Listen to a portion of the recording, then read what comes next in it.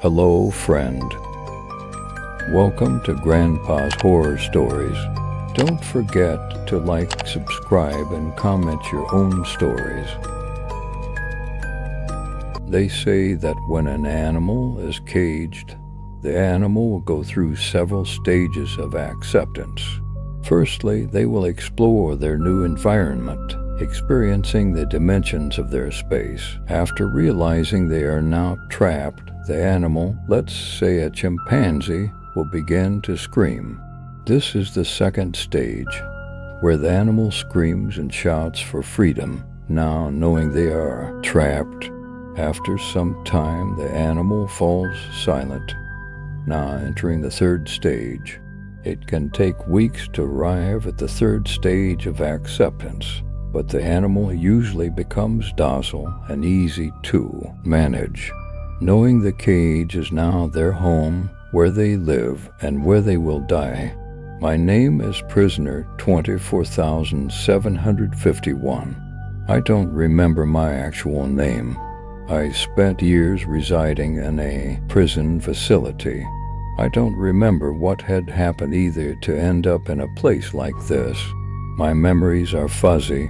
The only thing I recall is living day to day. From waking up to the stone, cold ceilings above my head to laying my face down on the rough bunk bed in my cell. I know that I've been on the 5th floor of the building. Barely anybody is in prison here now.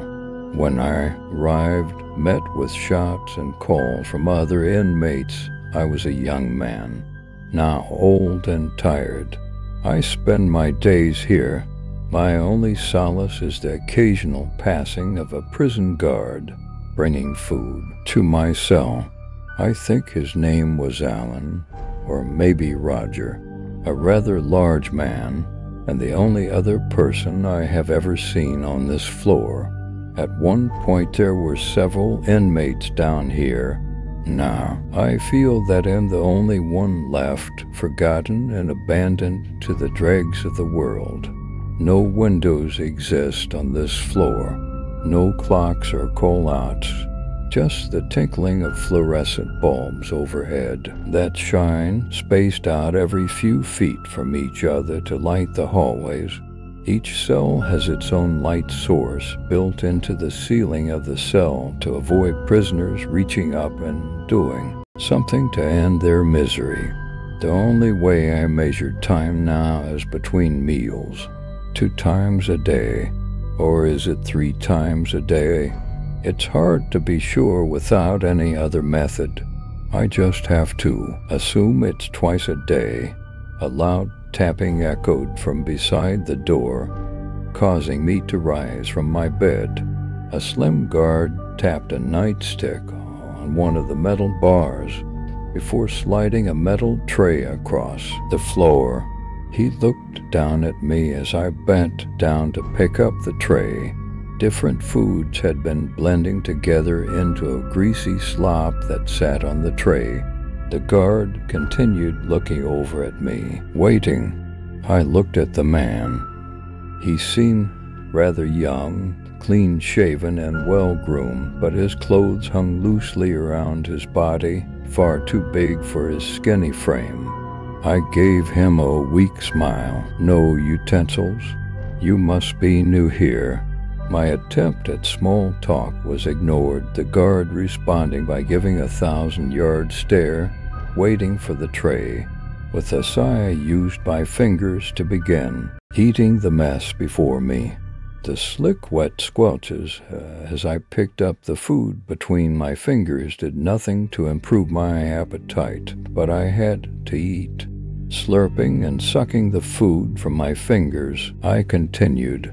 I began to cough hard part way through eating, something tickling the back of my throat.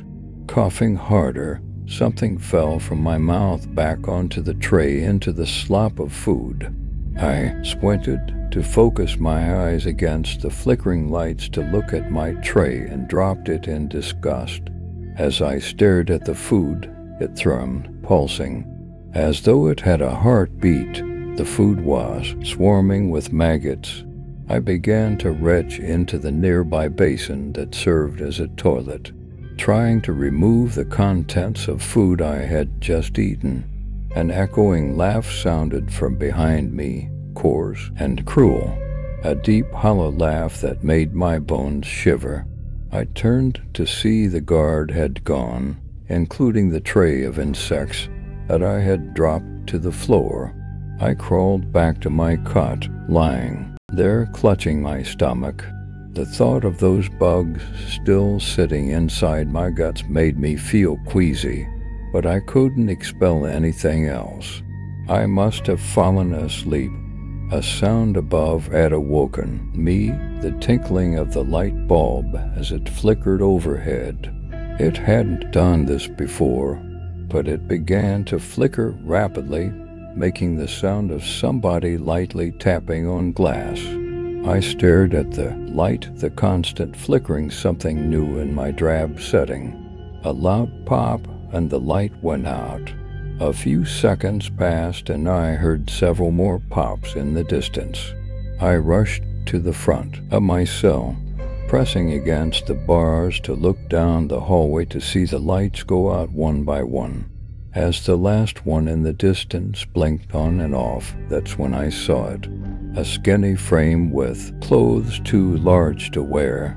The guard from before, but something was different. Maybe it was the angle I looked from, but I couldn't quite make out his face or much of anything else. The uniform was gone, however, replaced by something else. The final light went out. With a loud bang, I was left in darkness. The only sound was my ragged breathing as I panted. A loud boom, and the floor began to tremble underneath.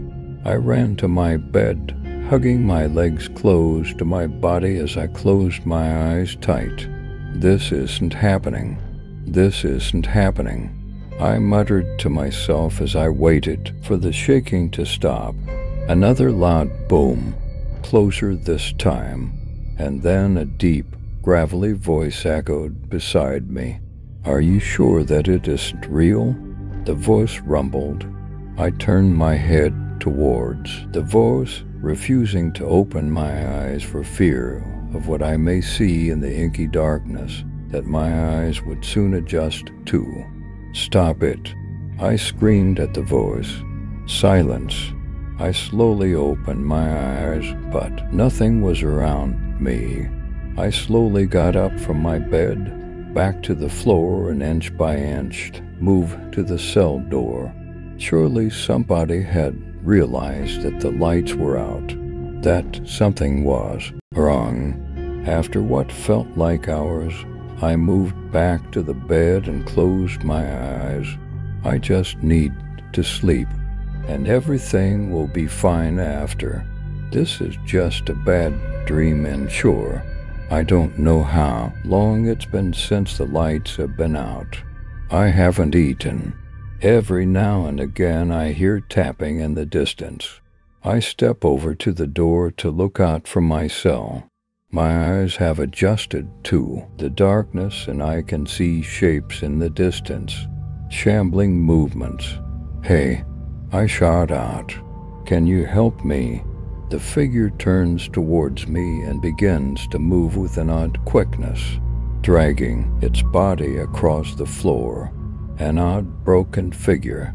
I stumbled back and fell over as it appeared at my cell, dark tendrils clasping around the iron bars as it began to bang against the metal. "Gee, get away," I stammered, screaming at the thing outside my cell. I blinked, the shape gone from the door. A shiver ran down my back as I looked at the metal bars, slightly bent inwards towards me. I crawled to the wall away from the door, tears welling up in my eyes. "How long do you think?" That deep, dark voice murmured beside my head again. I covered my eyes with my hands. "Just leave me alone," I moaned. "My heart is thumping hard in my chest. How long do you think you will last?" It asked again. I hugged myself. tears welling up in my eyes. How long do you think you'll survive down here in the dark? It asked once more. I sobbed, the tears running down my face as I lay against the cold stone wall. Weeks have passed. It may just be days, though. I can't tell anymore. The only constant has been the tapping sound in the distance growing louder and louder. My only constant. I think I've been forgotten down here in this cage. A trapped rat just waiting for death. But the voices are still here with me. They haven't stopped. They haven't forgotten me. They whisper to me, tell me to close my eyes and sleep. But I'm too scared to sleep now. I worry if I sleep I won't hear the tapping anymore, nor the voices. If I lose those, I lose myself. I need to stay awake. I need to continue. They say to go to the bed, though, to fall asleep and forget everything. My head hurts. My eyes hurt. I'm too weak to move anymore. The darkness is comforting. The light scares me. I see it in the distance now. The shape, the figure, the creatures outside my cell. Am safe in here, though. Safe from those things. Their eyes I can see. They look at me hungrily. Their broken bodies waiting for me to fall asleep so they can come inside. But I won't sleep. I won't let them get to me. They shriek and snap their teeth at me as they wait, staring at me and waiting. Something moves under my bed.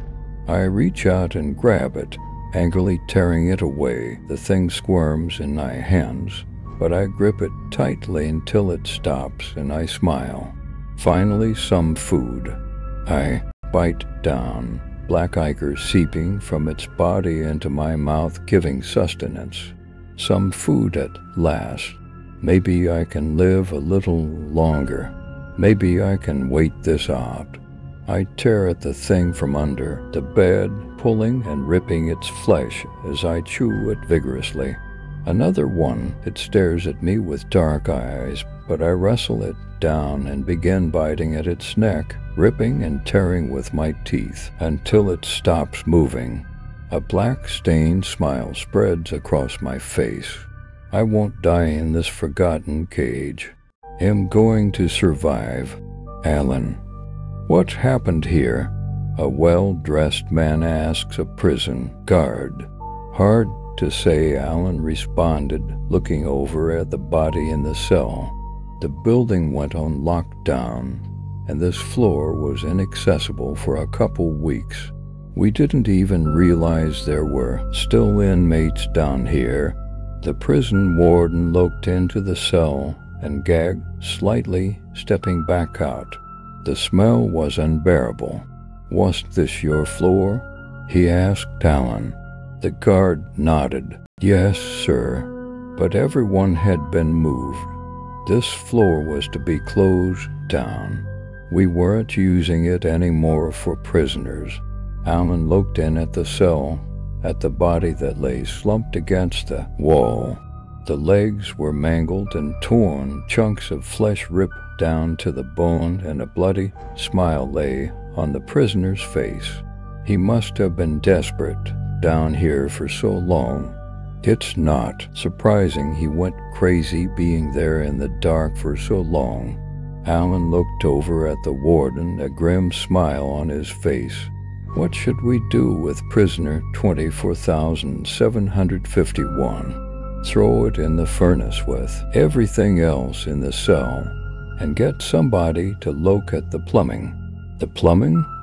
Sir, Alan asked, confused. You don't hear that tapping noise.